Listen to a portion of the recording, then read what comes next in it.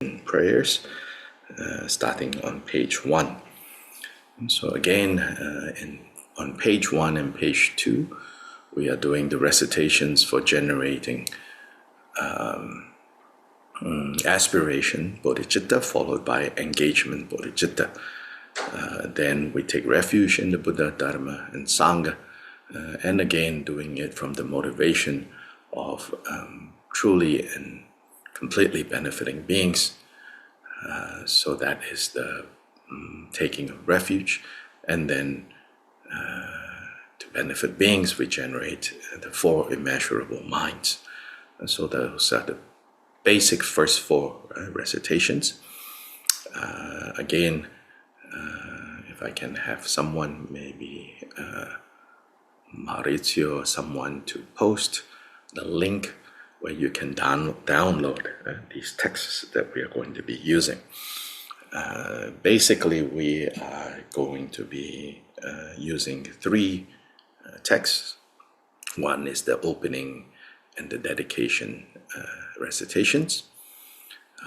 Second, we will be using this very short text for purification practice, purifying negative karma, purifying obscurations. That is called the general laying aside. And then the main text that we are using, is called the Jewel Garland, the main Mahamudra manual. So we are posting this in the chat section of this Zoom. So you can, in case you don't have it yet, you can go download these texts. I do ask that you not indiscriminately share the text, because if the text is not actually being used, it's not very useful. Of course, people have curiosities, curious this, curious that, but it's not helpful, And then furthermore, Jewel Garland, that long text that we're working on, still needs some editing. And in a way, as we go through this text, I will make some changes here and there. This is the kind of editing that needs to be done over time as we practice the text.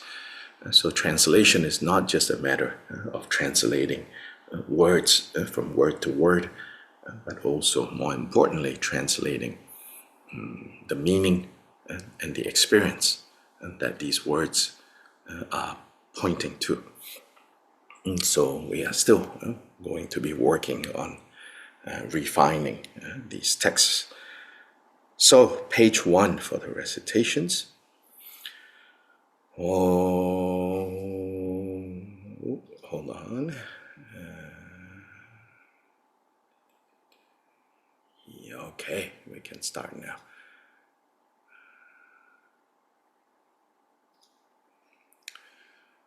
All other sentient beings, limitless as the sky, especially those enemies who hate me, obstructors who harm me, and those who create obstacles on my path to liberation and all-knowingness, may they experience happiness and be separated from suffering. I will quickly establish them in the state of the most perfect and precious Bodhi. All mother sentient beings, limitless as the sky, especially those enemies who hate me, obstructors who harm me, and those who create obstacles on my path to liberation and all-knowingness, may they experience happiness and be separated from suffering. I will quickly establish them in the state of the most perfect and precious Bodhi. All mother sentient beings, limitless as the sky, especially those enemies who hate me, obstructors who harm me, and those who create obstacles on my path to liberation and all-knowingness, may they experience happiness and be separated from suffering. I will quickly establish them in the state of the most perfect and precious Bodhi. Thus, until I achieve Buddha, I engage in virtuous deeds with body, speech, and mind until death. I engage in virtuous deeds with body, speech, and mind from now until this time tomorrow. I engage in virtuous deeds with body, speech, and mind. Now to the top of page 6, the refuge recitation. In the Buddha, Dharma, and Sangha, most excellent, I take refuge until Bodhi is reached. By the merit of generosity and other perfections, may I attain Buddhahood for the sake of all wandering beings in the Buddha, Dharma, and Sangha. Most excellent, I take refuge until Bodhi is reached by the merit of generosity and other perfections.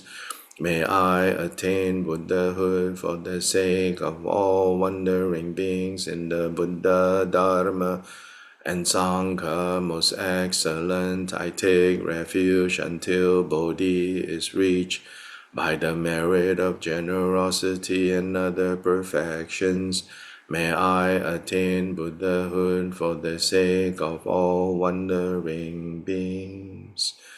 May all mother sentient beings, limitless as the sky, have happiness, and the causes of happiness, may they be liberated from suffering, and the causes of suffering, may they never be separated from the happiness that is free from sorrow. May they rest in equanimity, free from the bias of attachment and aversion. May all mother sentient beings, limitless as the sky, have happiness, and the causes of happiness, may they be liberated from suffering, and the causes of suffering, may they never be separated from the happiness that is free from sorrow. May they rest in equanimity, free from the bias of attachment and aversion. May all mother sentient beings, limitless as the sky, have happiness, and the causes of happiness, may they be liberated from suffering, and the causes of suffering, may they never be separated from the happiness that is free from sorrow.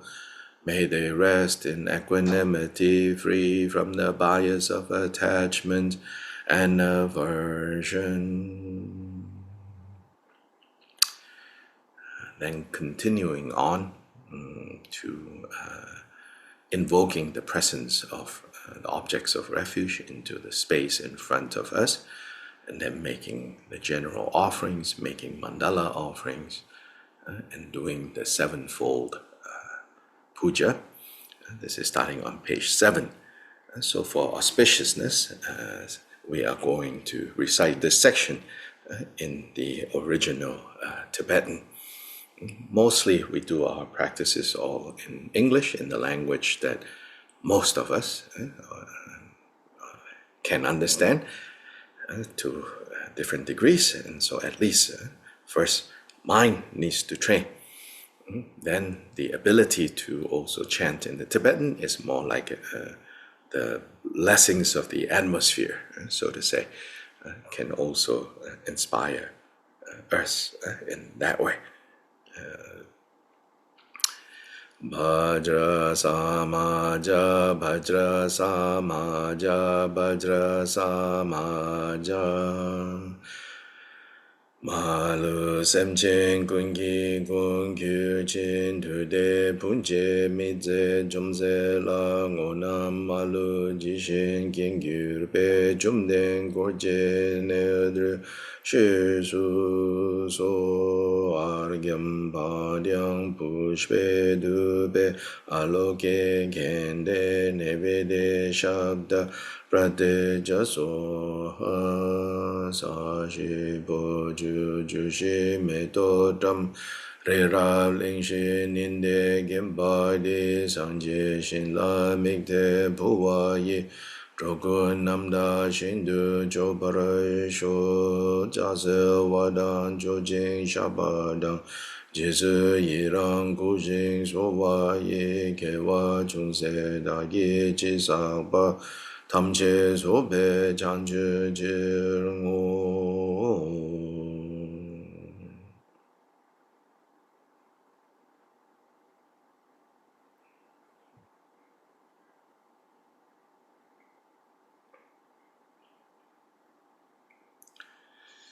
Okay, now let's look at the jewel garland, the main manual that we are working with.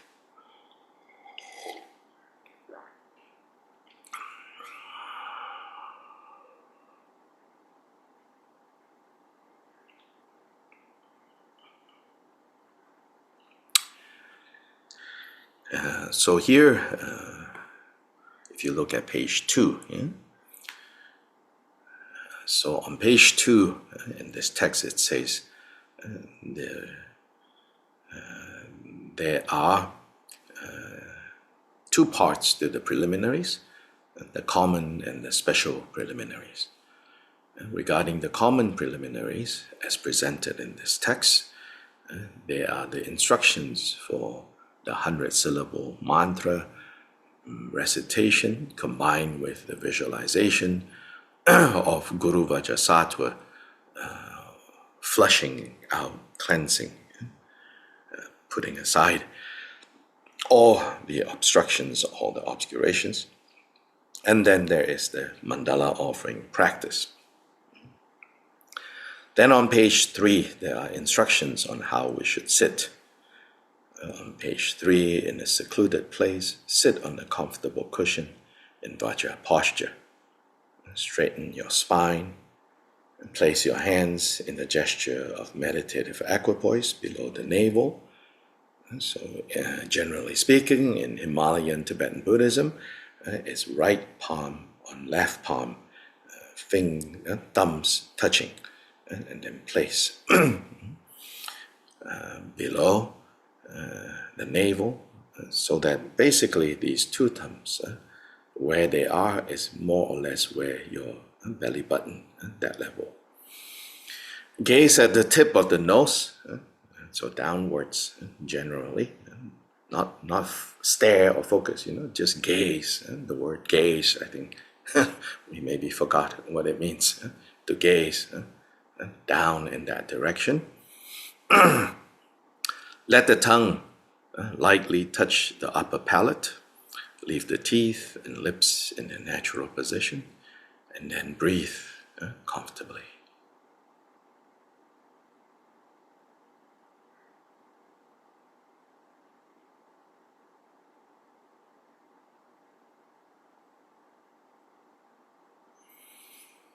Page 4, at the top is a quotation from a sutra that says, when we relax the inhalation and exhalation, slowly, slowly, bit by bit, without forcing, without pushing, here it says free from effort, then breath exhales and inhales, just as it is.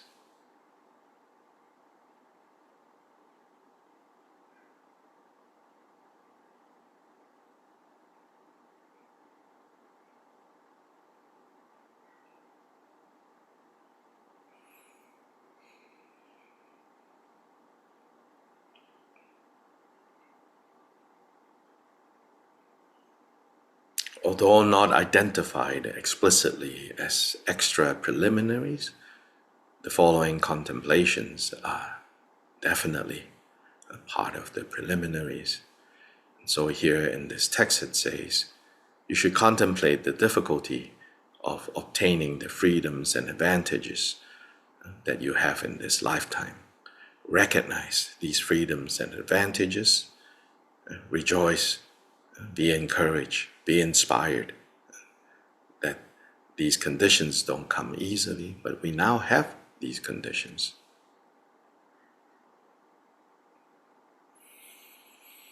Then, having temporarily obtained these freedoms and advantages, be careful and don't get too contented, for we may lose any of these any time. And so we contemplate how quickly change can happen. We contemplate impermanence. In fact, many things in the world that is happening today that may make some of us feel rather defeated, rather discouraged. That just very powerfully shows how things can change and how quickly they do change. There is no certainty, even though we live as if certainty is written into the agreement. And then when uncertainty happens, we protest, we complain, we want our money back because this is not the deal. But actually, the deal is impermanence. Certainty and permanence are just fantasies that we project onto our experience. Then before long, sooner or later, these fantasies, these bubbles burst. And then a lot of confusion and suffering.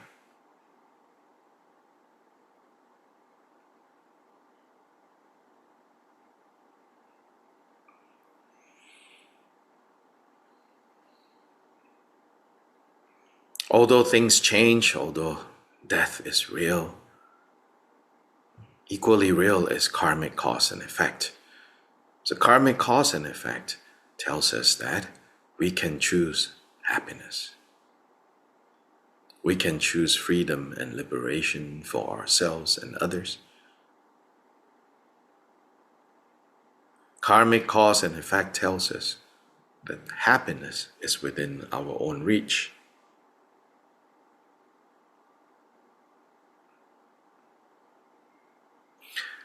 Avoidance of suffering is within our own reach. Liberation is within our own hands. Bondage is within our own hands. Then reflecting on the faults or the limitations of samsaric existence, confused existence, we develop a determination to be free.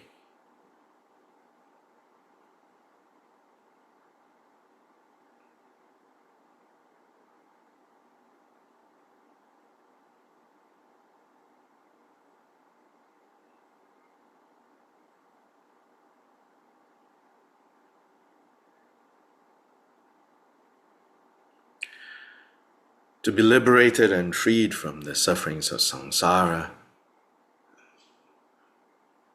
not just for ourselves, but for all beings, we therefore practice, engage in this fivefold Mahamudra path. And more specifically,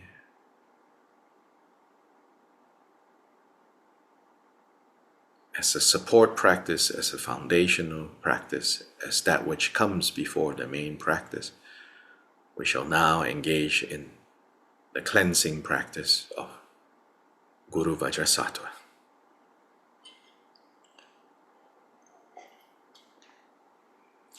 So at the bottom of page 5 it says, I go for refuge in the 3 jewels, and will practice the meditation and recitation of Bhagavan Vajrasattva.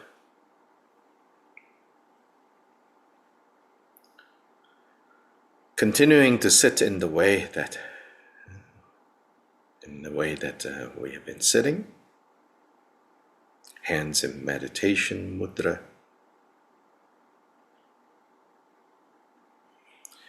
In one instant, think of yourself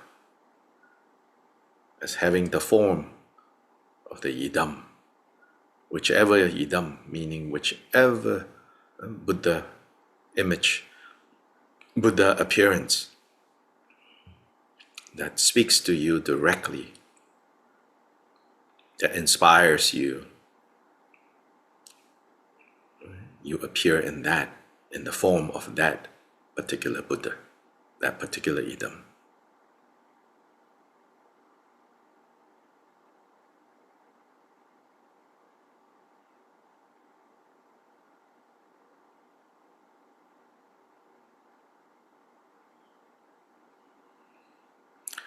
Often deity practice, we think, is about visuals. And so then we feel that some of us may be very visually oriented, and so this works really well.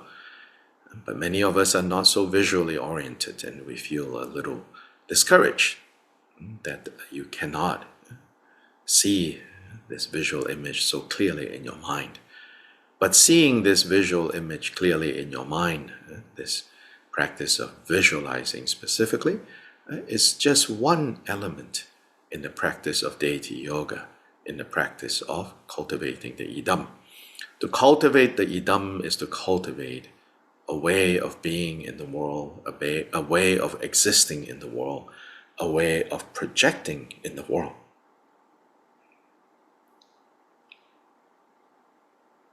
Right now we are projecting, right now we are presencing in the world as samsaric beings, with samsaric forms, with samsaric speech, with samsaric attitudes, feelings.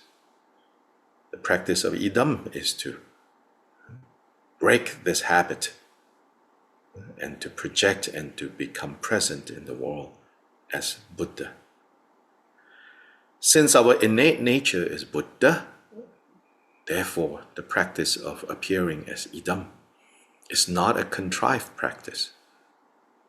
It may seem contrived or artificial right now. That is mainly because we have habituated the identity of samsara so strongly, so powerfully, that now to re-identify with our basic nature can feel a little awkward. Anyway, here appear in the form of idam on page 6. You don't need to look if you are content to just listen to me, reading from page 6. Above your head on a full moon disk, a hung appears that is inside a vajra. This vajra is white in color, like a crystal, which instantly transforms into Bhagavan Vajrasattva. His exalted body is white, like the peak of a snow mountain touched by the rays of the sun. A radiant white. His legs are crossed. With his two hands, the right holds a vajra at his heart, at the level of his heart, and the left holds a bell resting on his hip. He is adorned with various jewel ornaments, and he is our guru, our guide, in the form of Vajrasattva.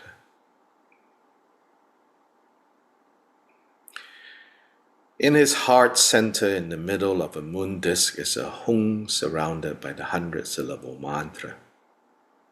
From this hung, light rays radiate out, emanate, shoots out to clear the obscurations of all sentient beings, to completely clean them of all that is making them sick, that is making them sad, that is making them suffer. All these obscurations, all these stains, the light rays of this hung completely clean them. Then streams of elixir, nectar, are invoked from the hearts of all the Buddhas and Bodhisattvas that come and dissolve into this hung.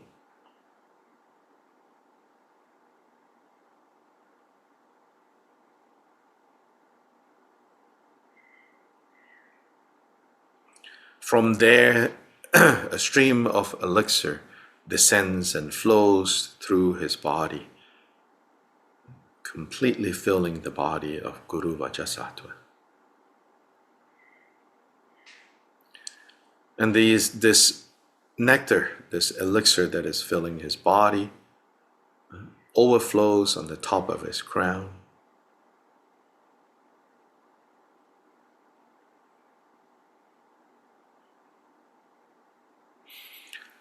As well as flow out from his right toe, forming a cascading waterfall that comes down onto us. The stream of elixir enters the crown of your head and goes into your body as the yidam. And all the collections of misdeeds, obscurations, and transgressions from beginningless samsaric lifetimes are washed out, are washed away, are flushed out like dirt by water. And they exit from the two lower openings of your body.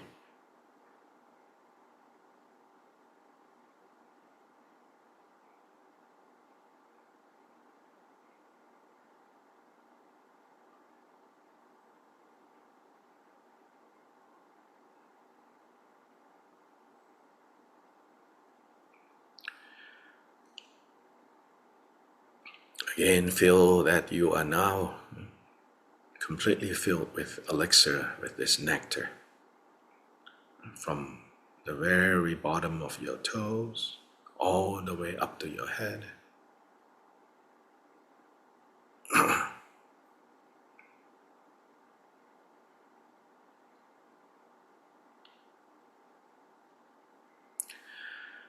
So two of the four powers has already been established here. It's said that when you use the four powers, then it's possible to clear out negative karma and obscurations that have not ripened yet can be cleared before they ripen, before they turn up. If we rely on a reliable object, which in this case is Guru Vajrasattva, who is the union of all Buddhas and Bodhisattvas of past, present, and future, who is your personal guide, most kind to you. Then we rely on the remedy of this visualization, this meditation. And then to these two powers, we have to add the power of regret, regretting the unskillful ways that we have acted. And then the power of resolve, resolving not to habitually go back again and again. If we keep going back again and again to creating the causes of suffering, then this becomes an endless effort of trying to clean, of trying to clear.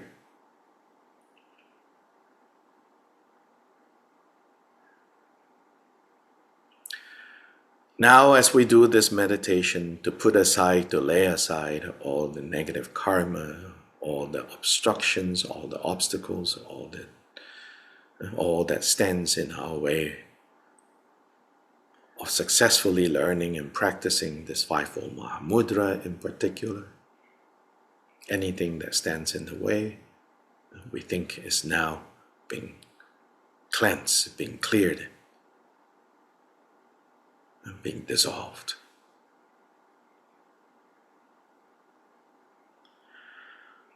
Om Bhadra Sada Samaya Manubalaya Baza Sada Deno Badida Dedo Memowa Sudogaya Memowa Subogaya Memowa Anurado Memowa Zawazid Membaya Jasawakamazu Jamejidam Drayam Guru Hong Ha Ha Ha Ha Ho Bhagavan Zavada Dagada Bajrama Memanja Bajrabava Mahazamaya Sado Om Baza Sada Samaya Manubalaya Baza Sada Deno Badida Dedo Memowa Sudogaya Memowa So Bogaya Memowa Anurado Memowa Zawazid Membaya Jasawakamazu Jamejidam Drayam Guru Hong Ha Ha Bhagavan Zavada Dagada Bazama Memanja Bajrabava Mahazamaya Sado Bhajar Sato Samaya Anubalaya Baza Sato Denopa Dedo Memowa Sudogaya Memowa Subogaya Memowa Anurato Memowa Sarva Siddhi Membraya Jasavakamasu Jamejidam Drayam Guru Hong Ha Bhagavan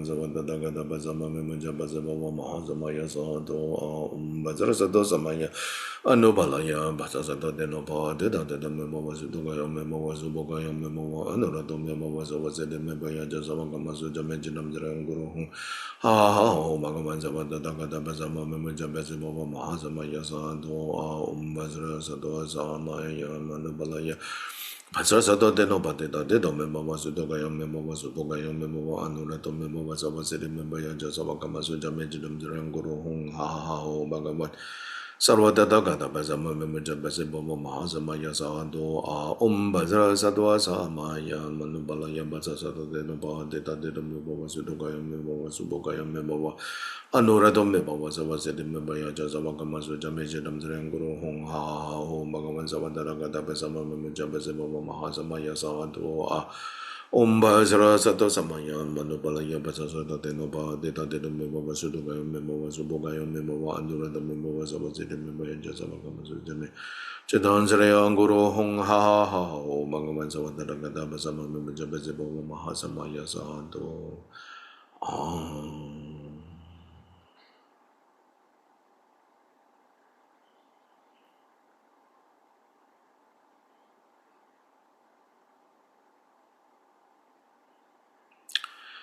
The string of sounds in the form of mantra should be understood as Guru Vajrasattva in the form of sound. Yes, of course, these sounds also carry meanings, but that's in a way a second level significance of sounds. A more basic level of sound is vibrations. Vibrations that may not affect our physical body so easily, or at least most of us don't notice so easily. But it's not so hard if we start to notice how sound affects us. Beyond the level of meaning, sounds do affect us. And here it is said that in particular it affects the Vajra body, which is the energetic body, that body that is in between our physical flesh and bones and blood body, and the mental emotional body that we also operate on. So there are three bodies: the mental emotional body, the most subtle, the energetic body or the Vajra body, and that is in between, and then the physical body. So in particular, recitation of mantras, although those mantras are strung together in such a way that there is meaning on the level of meaning, but more basic is the vibrational qualities. And it is said that these 100 syllables were strung together by the Buddha. Buddha's knowing and seeing deeper levels of how things work. These 100 syllables are said to embody, to encode the 100 peaceful and wrathful deities, the 100 peaceful and wrathful emanations of Buddha forms that arise at the time of the bardo as we leave this life, and in between this life and next life we go through an intermediate state, the bardo state. At that time, these peaceful and wrathful deities, which are basic properties of mind, would arise. If we don't recognize them for who they are, what they are, then they become things that we like and things that we fear. And they will manifest in such a way that we relate to as things to like and things to fear. And then we fall back into the trap of liking and disliking, fearing and hoping. But if we know their nature as Buddhas, whether they appear in a fierce way or they appear in the pacific way that we're more used to, and then we recognize them to be our mind, arising from mind, manifesting mind. Then there we have the opportunity to dissolve them back into ourselves, experiencing the inseparable nature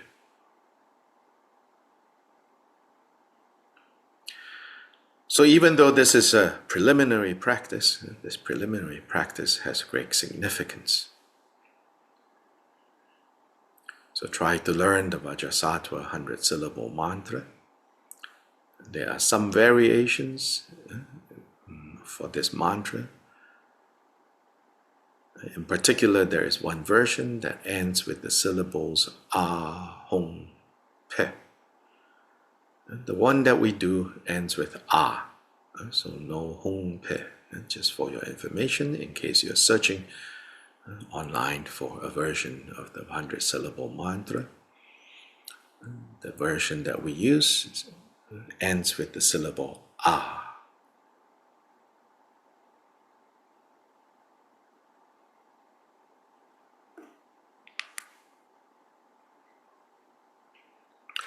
At the end of the session, we pray now on page 8.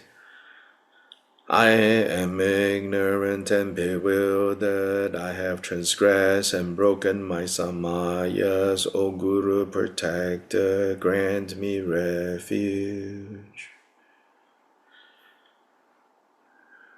Bhagavan Vajrasattva grants his assent. You should then have faith that he responds with, Child of the family, your broken samayas, negativities, and obscurations are cleared.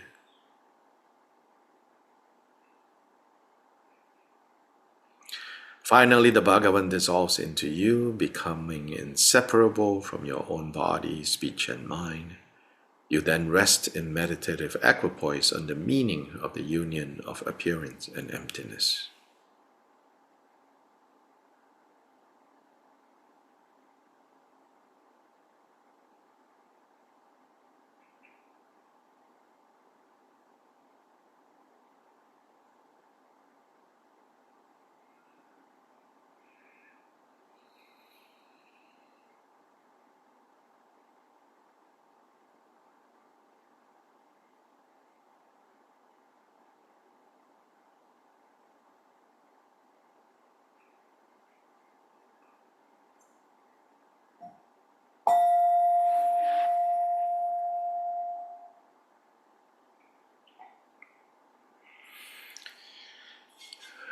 So the next preliminary is mandala offering. So the last few times we've met, we have focused on doing this mandala offering. So today we won't do that because I want to take us to the next section that we have been progressing along, which is the section on cultivating compassion. But just very briefly, for those of you who are just joining us, also if someone can share the link for the playlist of recordings. Every day after we meet, a few hours later, we post the meeting on this playlist, and there are less rushed explanations of the mandala offering already given, and several times we practice together, so you can go watch those recordings. And again, if you're just joining us and you think, yeah, this is something I would like to continue, then I would strongly encourage you to take time, maybe on weekends, to go from the start, our very first class, so that you have a more complete transmission of this particular sequence of practice. And so here on page 9 it says, there are, for this mandala offering, there are two mandalas that you can that we are working with. And one is called the mandala of accomplishment, and the other one is called the mandala of offering. And so quite literally, if you want, if you can, you have two of these mandala plates without the rings, because in this particular mandala offering we don't use the rings, just two of the bases or plates. If you don't have this, or currently you don't have, you are hoping that you will buy later and all that, then I suppose you could use improvise with something, plates. But I suggest, if you improvise with the plates, put aside those plates. Don't use it and use them and then use them for, dinner. Unless, literally you have only 2 plates, and then of course, no problem. But if you have a bunch of plates, don't mandala offering and then, put your, sandwich on it later. So 2 offering plates. Mandala of accomplishment is referring to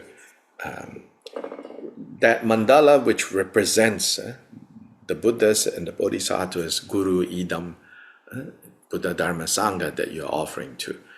So then on page 10, it tells you the instructions of putting 5 heaps of grains, which then represent in the center, the Guru, in front, Idam, to the right is Guru, the Buddhas, to the back is Dharma, and to the left is Sangha, the noble Sangha.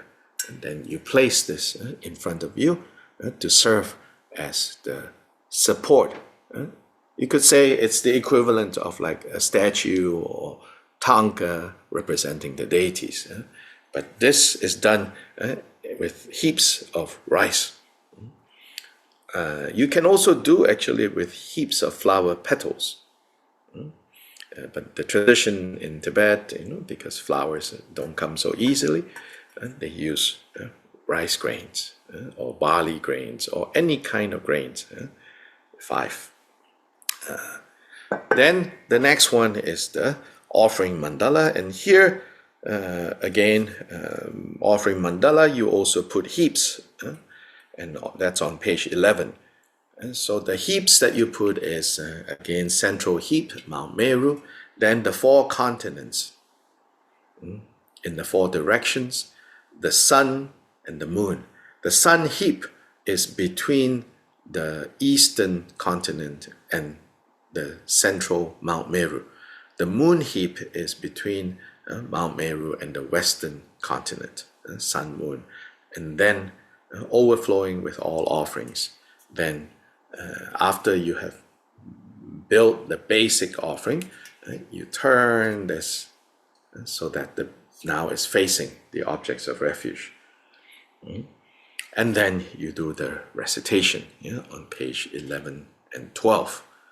So then you can do those recitations as many times as you want, each time adding more grains onto the mandala. Again, you can see this done in detail in the last few videos. So that's for the mandala offering. That's on page, starting on page 11. Then, if you really don't have or cannot or complicated to do all these plates, at the very least you can do the mudra of mandala offering. The mudra of mandala offering, and it said that don't offer mandala with empty hands. So if you have your mala beads, you can put onto here.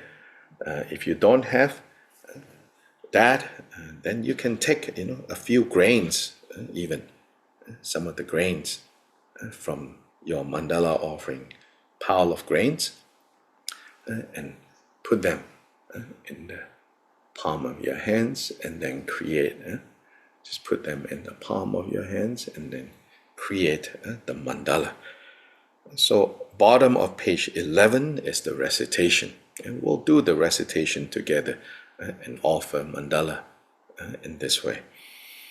This ground sprinkled with scented waters and strewn with flowers, adorned with the supreme mountain, 4 continents, sun and moon, I hold in mind as a Buddha land and offer it. May all wandering beings experience such a pure land. To you, sublime gurus, I offer my body, possessions, and roots of virtue as an offering. Please accept them. To you, idam deities, and you, noble three jewels, I offer my body, possessions, and roots of virtue as an offering. Please accept them. O Gurus, Idams, and Noble Three Jewels, I pray that you generate supreme realization within me.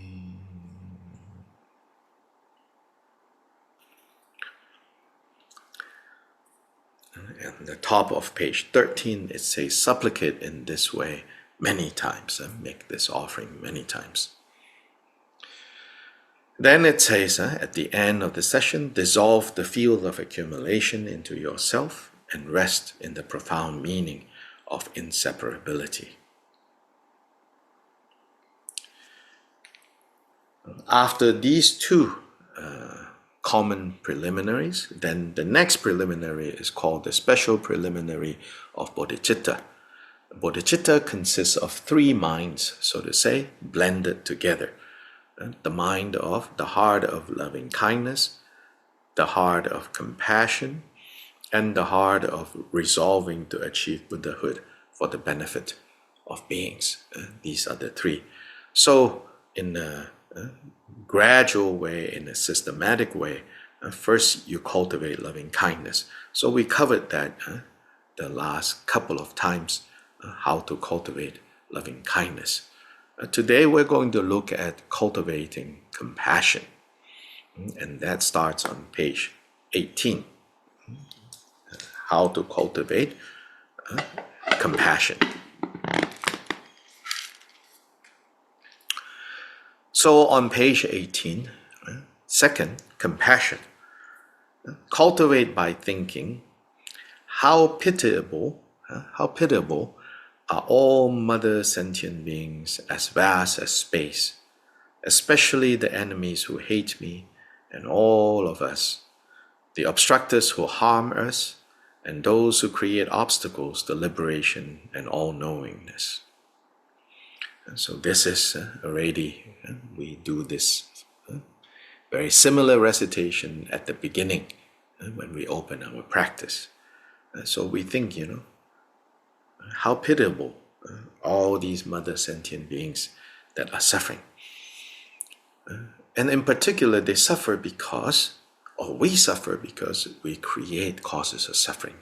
So how pitiable we are, how pitiable they are, especially the enemies who hate me and who hate all of us. Now, here, all of us means, like who hate me and who hate those that I care about. Like my territory, my people. Because we are constantly, dividing into other people, my people, other, me. So this kind of division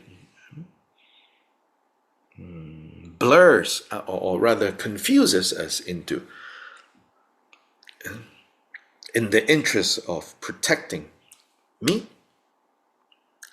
protecting my people, we act in unskillful ways. And then we create suffering. And that is true for other people too. So in this practice of compassion, we want to recognize first, in a way you could say, the universality of the creation of samsara.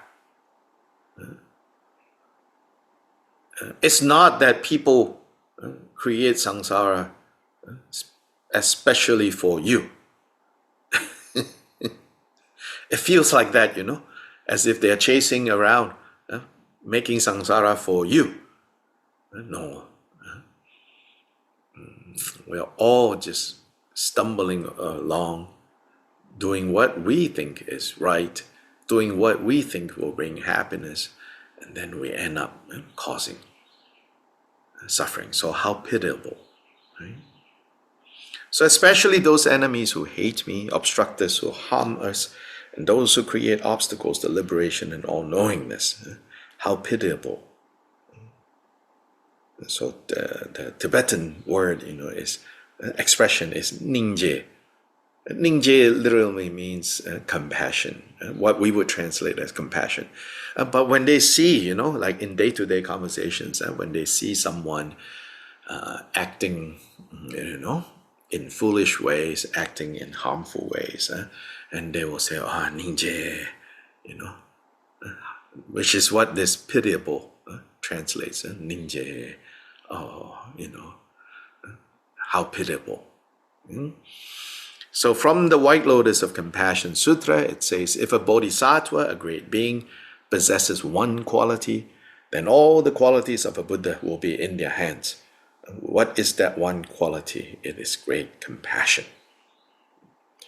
However, in order to cultivate and practice compassion, we first need to strengthen certain other muscles first.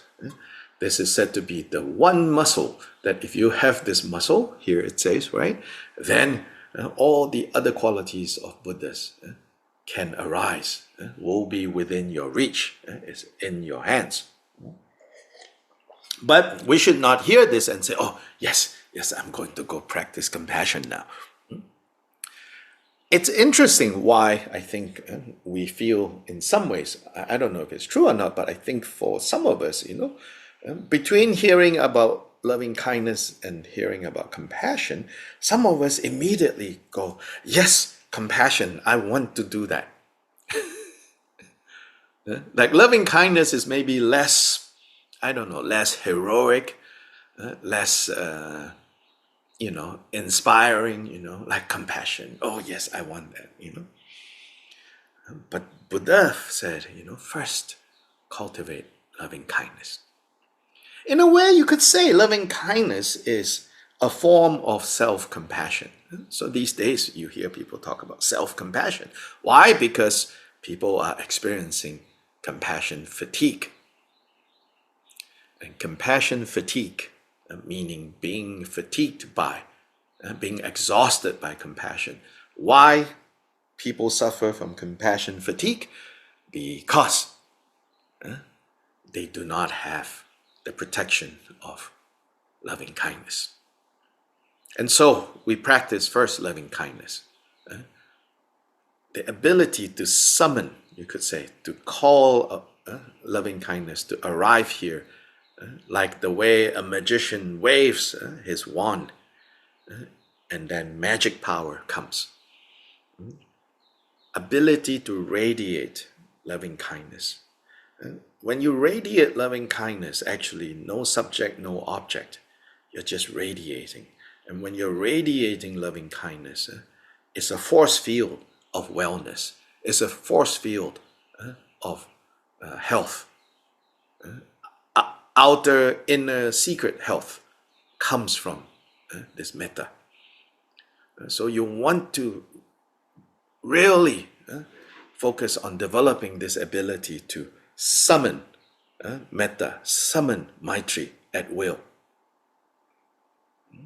So that yourself, you can say, well, how do I know if I have this power or not? Well, can you summon this maitri when you're feeling down? Can you summon this maitri when you're feeling discouraged? Can you summon this maitri when you're feeling weak and threatened? If right now you cannot summon it yet, then keep cultivating it, because you can. If you keep cultivating it, it becomes easier and easier. So keep practicing the magical spell for summoning maitri. Then when you cultivate compassion, which you're like, well, I like that, it will have less challenges. You will not so easily experience compassion fatigue. So on page 19 it says, therefore cultivate this until tears stream down, your hair stands on end, and your mind is overcome with the following thought. How pitiable are these mothers sinking in the ocean of samsara. Though they desire happiness, they engage in the causes of suffering and experience its results. They are ignorant of the methods to abandon it. Not being cared for by a sublime spiritual friend, they are like blind people without a guide.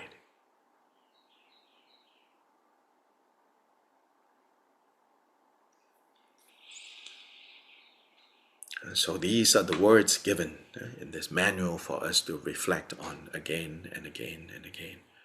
How pitiable are these mothers, meaning all these beings whom we view, we remember them as having been our mothers.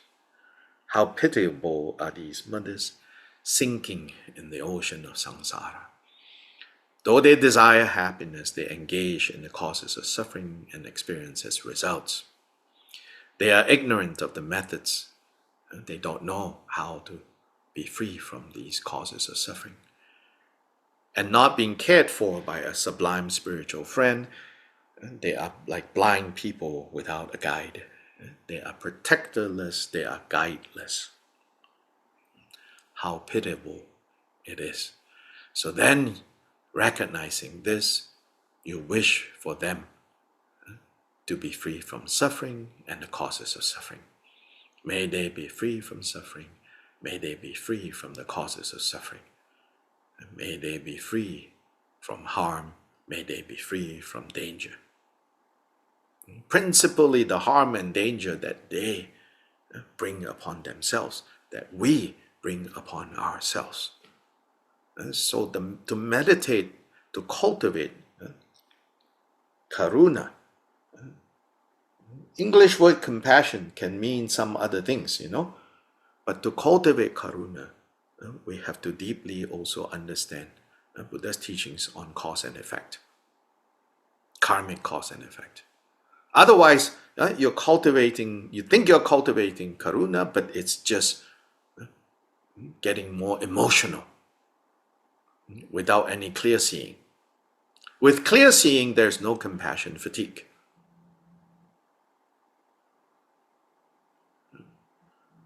Now, of course, it's an emotional experience when you cultivate karuna. Yes, but it should not be so untethered from emptiness, from also understanding the dreamlike, illusion-like nature of all experiences. At the beginning, it feels maybe slightly schizophrenic in the general use of the word, not the clinical. Like you feel like, on the one hand, I have compassion, and on the other hand, this is not real. Yes, of course, at the beginning, it feels, and in the beginning, you just want to almost like, I don't want to think about the illusion like, the dream like, because I cannot then feel the pain of others, and then I cannot give rise to wishing them freedom from the pain and suffering. Yes, of course, this is all part and parcel. This is normal, part and parcel of how to cultivate karuna. But do recognize what the teachings are telling us, so that you begin to blend these two together more and more. So one way to think of it is, let the realization, let the understanding, or at least right now just the understanding, let the intellectual understanding of the dreamlike, illusion-like nature of experiences be the background of this cultivation of karuna, of compassion. And then let the specific exercise, the specific cultivation, the specific meditation be on the front side, on the foreground. So, now I want to share with you a very specific passage, a teaching that Kyoba Rinpoche gave on cultivating karuna, on compassion. So here he says,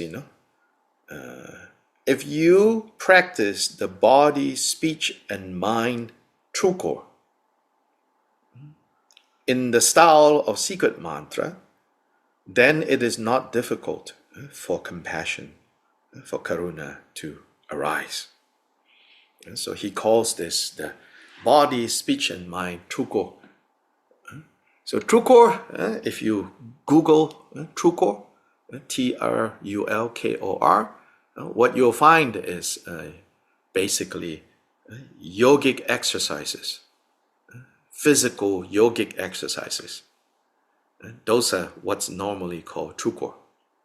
Literally, it's core is corolo, wheel. True is like magical or emanated. So emanated wheels, magical wheels, and they are referring to these physical yogic exercises are called true core. Here, Kyoba Rinpoche says, there is the true core of the body, there is the true core of speech, and there is the true core of mind. And so he uses true core in a broader sense of the word. And he says, I have a special secret mantra way, a Vajrayana way of cultivating compassion that involves training in these three true cores. And so he's using maybe a little bit of poetic license, calling these three aspects true core of body, speech, and mind. And so he says, first, go to a secluded place and set a strict retreat boundary. And so, of course, the original context of these instructions is he's giving to his disciples who have set aside all kinds of daily activities and dedicated their lives to Dharma practice. And so he says, so you need to go to a very secluded place and set a strict retreat boundary. On a comfortable seat, you assume a meditative posture that is relaxed and suitable for concentration to arise. So we have already described the optimal way of sitting. Then you must generate immeasurable great compassion for the obstacles that harm you, the enemies that hate you, and the old mothers who create obstacles to liberation and omniscience. This expression, old mother, is a Tibetan expression, an affectionate term that you will use for your mother. In Chinese, we have this too. It's called Lao Ma. So this Ma Gen in Tibetan, a very affectionate term, is to view them as Ma Gen, as our Lao Ma, our old mothers. With the force of an unbearable intensity of longing for them to be free from suffering, longing for our mothers to be free from suffering, you engage the physical true core of furrowing your brow and shedding tears. And so the physical true core is to furrow our brow, meaning to make, in other words, to make a sad face. That's the physical true core. It's saying physically, right now, we can affect our feelings. Often we think, feelings first, then speech and body follows. But sometimes it can also happen in the other way. And so here it says, make a sad face. Likewise, in his instructions for cultivating metta, he says, make a happy face. So here, make a sad face. If you can make a sad face to the point that you are now shedding tears, now you have the physical true core. The speech truko is to count on a mala. So he says, use a mala and count. What do you count? How pitiable they are, this one who harms me. How pitiable they are, this one who harms me. How pitiable they are, this one who harms me. So do it in the language that is most native to you, because it's to come from the heart. And you can modify, of course, but the idea is the one who harms me, how sad, how pitiable they are, this one who harms me. How pitiable they are, this one who harms me. He says, count on your mala. Making it a mantra that merges with your consciousness, murmuring the repetitions in the steady, flowing stream. How pitiable this one who harms me. How pitiable this one who harms me. Speech-wise, repeat this mantra. Then he says, at about 108 recitations, one mala, you begin the mind truko. Maintaining the unbroken force of the compassion generated previously from the physical truko and speech truko and the general compassion that you know you want to train, to deepen, to stabilize, you contemplate as follows. In what way is this being who harms me an object of compassion? It is for these following reasons that they are an object of compassion. They have been my mother since beginningless time, throughout many lifetimes. They have been our mother. This mother, overcome by negative karma, has no control over her own mind, over her own heart. Like a mad person, she has no choice but to harm sentient beings in general, and no choice but to harm me in particular. Because this mother has harmed herself and others in this way, the result is that she will be born in the hell realms. I must think of the suffering of that state. I must think of her suffering when that happens for her. And in fact, it is not enough that I think of how she will be born in hell just once.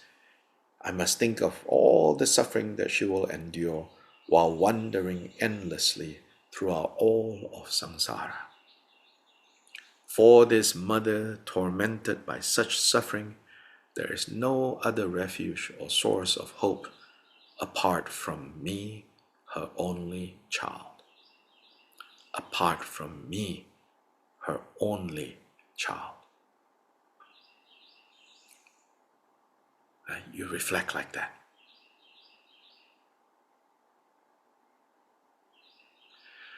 So here, some of us may have actually very difficult relationships with our mothers or our parents. Then you start with them. Recognizing how impossible, how much suffering they must have experienced, that even though on a deep level they wish to be able to care for us, to love us, but they simply didn't know how, couldn't do it, and ended up unnaturally harming us. So now this point of reference is switched so that it's not focus on you being harmed, but can you see the suffering that the perpetrator of harm is creating? So this is this is an inner training, okay? Please, again, a footnote. This is not how you deal with difficult people per se. I think we have to be realistic in our day-to-day lives, in the three-dimensional lives. First rule is, I think I always say, healthy boundaries, so that you don't end up becoming a doormat. So that's important, healthy boundaries. But the real solution is actually removing the boundaries between self and other in a skillful way, in the way that the Buddha taught us to cultivate.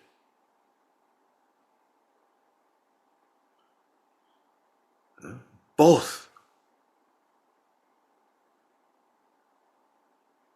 I mean, in a way, right?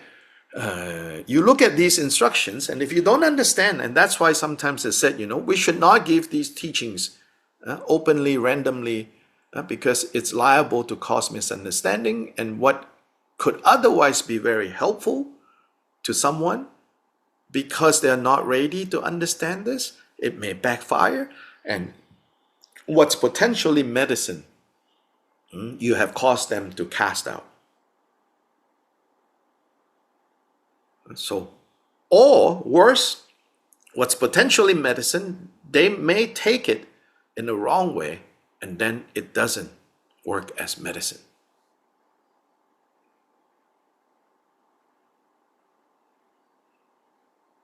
So, but if you really understand, always listen to the teachings based on not one thing, out of context. You already know the bigger context.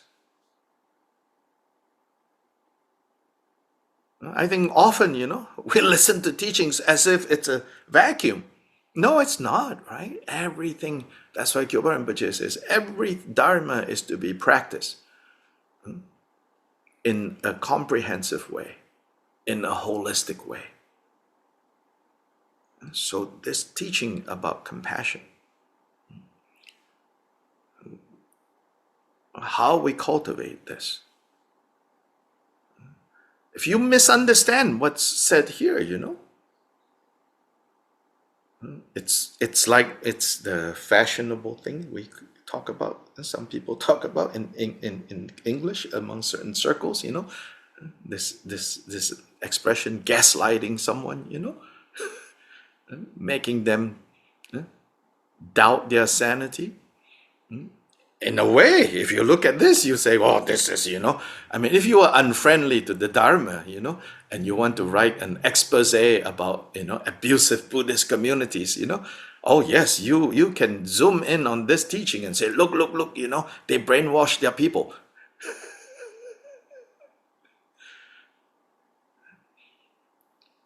But that's completely misunderstanding and maybe abusing the teachings,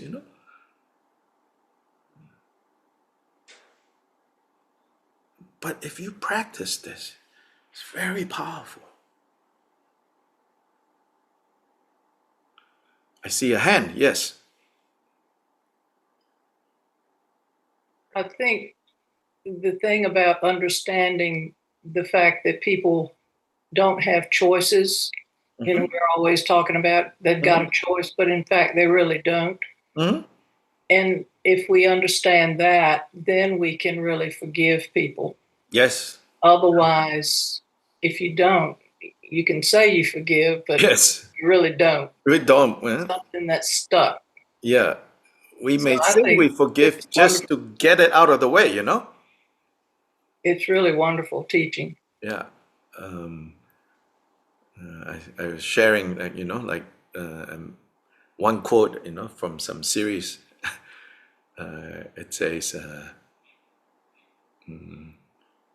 it's someone telling the other person who is having some problems with her family, and this other person said, yeah, guess what? Families are bleeped up. Bleep, you know what that word is. Yes, guess what? Families are bleeped up, and yeah, and then she goes, and you know why? Because families are made up of people, all people.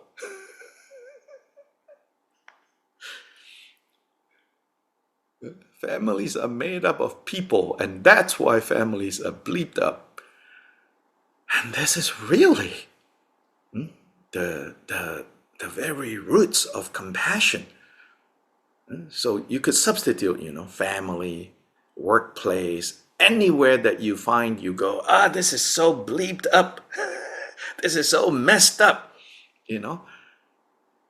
Yes, of course. We're not saying you should not recognize that this is really messed up. But then before you try to fix whatever this mess is, remind yourself. And why? Because before who is right and who is wrong, who has power, who doesn't have power, before all of that, first, we are all samsaric beings under the power of the afflictive emotions, and that's why it's messed up.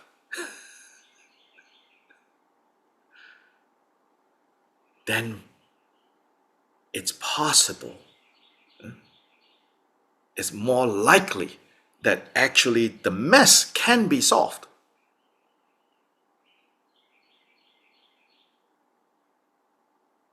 If you don't recognize that more basic point and you immediately jump in to want to solve the problem, it may look like the problem is solved. Yes, the problem may be solved, but the dynamics that underlie those problems will continue.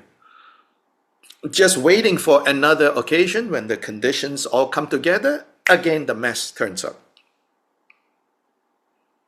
Because we solve, quote unquote, the mess by only focusing on assigning blame, justifying, this, creating more resentment.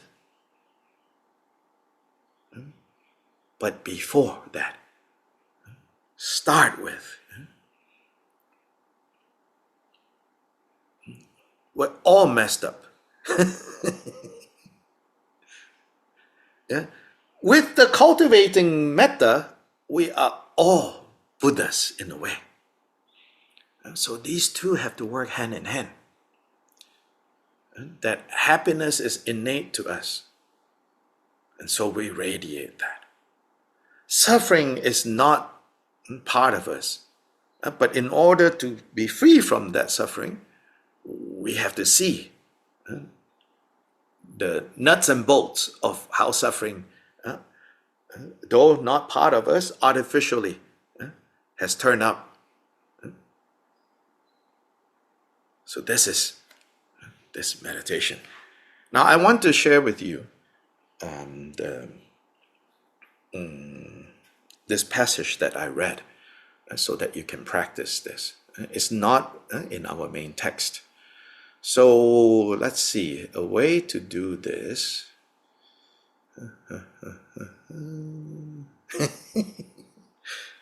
Let's see, almost all of you are connected in one way or another.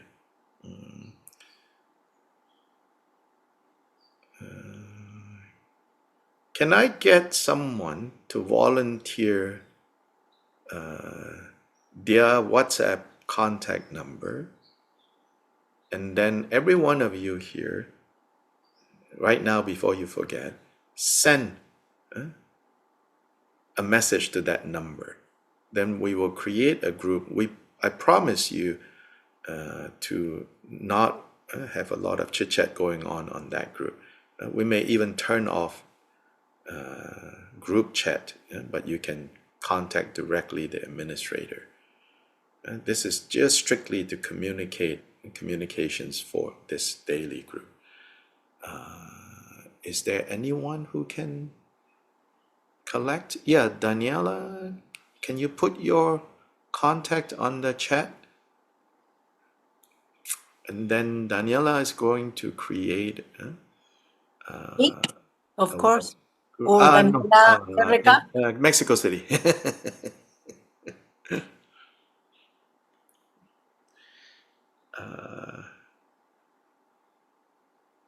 If you can share in the chat your contact, Daniela.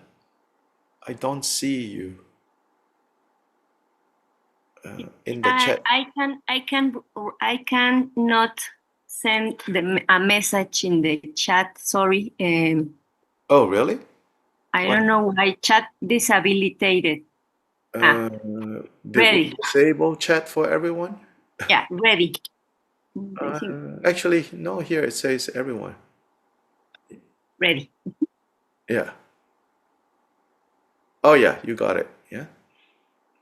Yeah, it's there. It's a long number, so +52 blah blah blah blah blah blah blah blah blah blah blah blah blah +525529810034. If you want to write it down, some of you may be using your phone, you cannot see all these things. +525529810034. Again, +525529810034. Yeah. So that's one thing. Second thing is, Mao, can you share, or you already did, yes. So Mao, can you share again? I think some people who just came in maybe, yeah, there is a YouTube link that I asked Mao to share. It's also on the chat. What is that link? So that link takes you to a recording of the Chakra Samvara empowerment that Garchen Rinpoche gave a while back. The empowerment itself, or at least Rinpoche is starting to talk about it, begins at the 25-minute point of this recording. At the 25-minute point of this recording. Before that is some ritual that they were performing before Rinpoche got there, a talk offering ritual. But at minute 25, Rinpoche starts the teachings on the empowerment of Chakra Samvara. So Rinpoche has said, you can try to take the empowerment to whatever degree or ability you are able to by even watching a recording. And this is, not every Lama agrees with this, but I have complete trust in what Gachen Rinpoche says. And in the end, I would say some is better than none. So if you're able to receive the empowerment in the presence of a qualified teacher in 3 dimensions, that's most ideal, of course. But sometimes even when we are there in 3 dimensions, our minds are somewhere else wandering around, we get a lot less out of watching on YouTube. So it all depends on us, So I encourage you to try to watch and take this empowerment in the next week or 2, because very soon we're going to go into the next section of this manual, where it is the deity practice, Idam practice, and the Idam practice given in this manual and in most of the Fivefold Mahamudra manual is the practice of Chakra Samvara. I also believe that many, if not most of you, have that empowerment or a similar empowerment. But whether you have or you don't have, it is good to, in the spirit of wanting to take this empowerment from Gachen Rinpoche, you watch and you take the empowerment. So Rinpoche has said, it's possible. It's your it's up to you. It's your motivation. So please do that.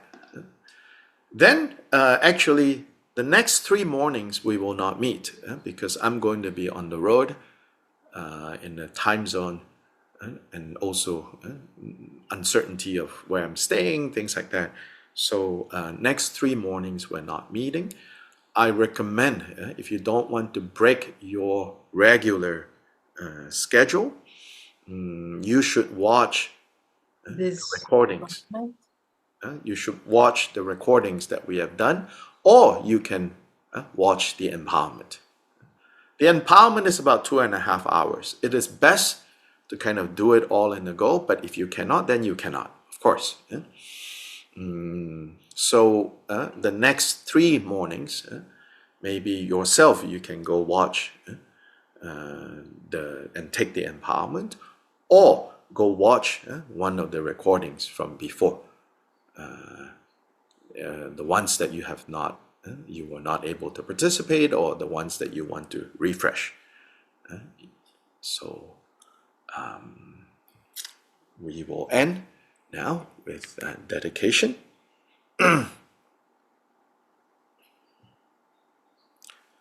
So go to the dedication text on page 31.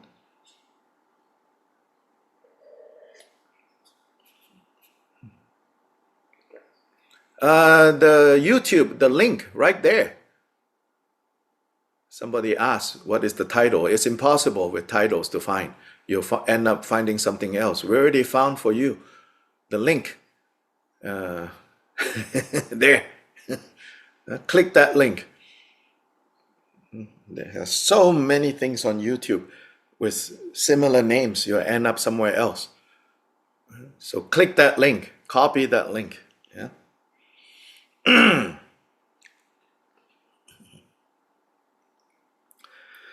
By the virtues collected in the 3 times by me and the entirety of samsara and nirvana, may I and all sentient beings quickly attain the unsurpassed, perfect, complete, precious Bodhi. By the blessings of the truth of the Kagyu Gurus, the excellent 3 Idams, Dakinis, and Dharmapalas, may the spiritual and temporal places of the tradition of the second Nagarjuna flourish.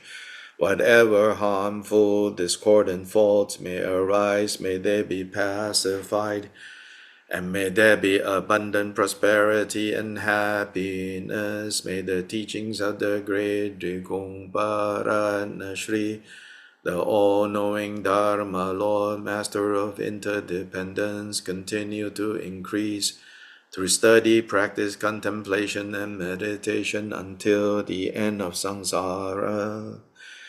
By the power of the virtues collected in accordance with the teachings of the pure realizations of the unmistaken teacher, may the teachings of Ratna Shri of Drikung, the protector of the 10 bhumis, flourish perpetually. Okay, and again, that's the link, the YouTube link that Mao has shared. Click now before it's gone. Once we close this room, you can't access the chat anymore. Click it now and go save it, the link. Yeah.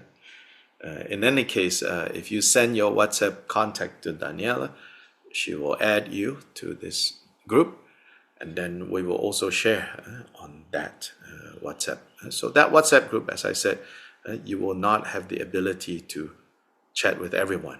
We'll disable that possibility, but you can still contact the admins with questions. Yeah?